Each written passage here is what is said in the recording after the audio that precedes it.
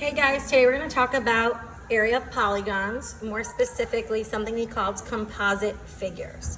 And composite figures are simply just figures that have more than one shape.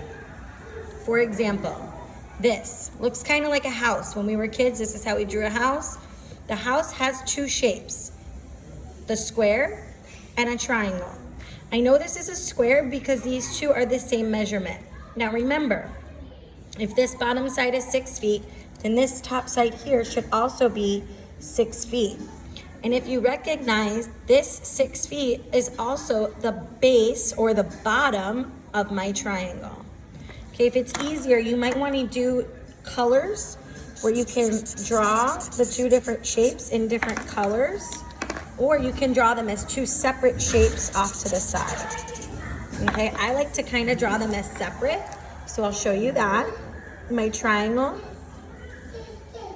is 6 feet, and this here, the height, is 4 feet.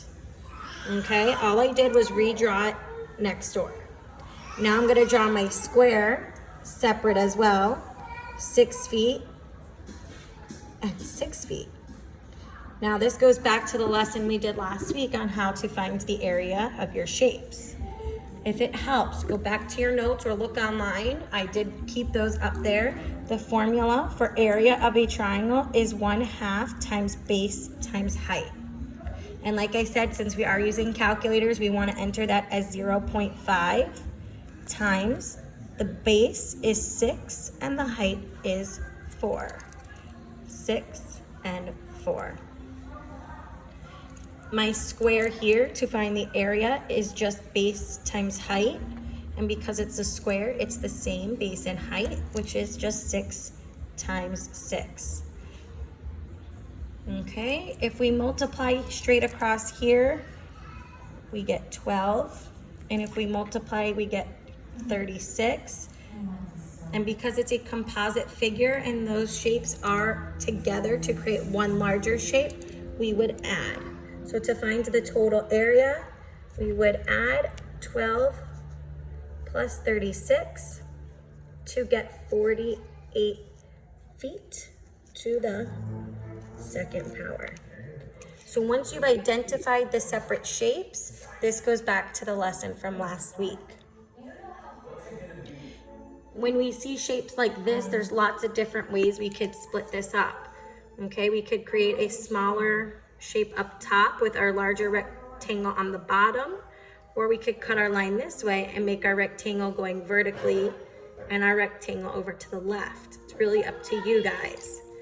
Okay, the hard part here is going to be that we're missing a measurement that we need to know. So if I go ahead and say, okay, I'm going to cut this way and I'm going to create two rectangles, this 60 represents this entire side. So we have to take into account that this part is 30 here, which means this side over here is also 30 inches.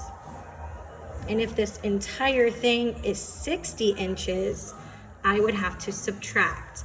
This whole thing is 60, this part down here is 30, which means this height up here would be 30 inches. Okay, and that's where the 60 comes from. Area of this rectangle is base times height. Area of this rectangle is base times height. We would multiply them separately and add them together at the end. To find the total area, we would add my larger rectangle to my smaller rectangle. Inches to the second power. Okay, so again here, those composite shapes are just about what smaller shapes do we have inside of our larger shape.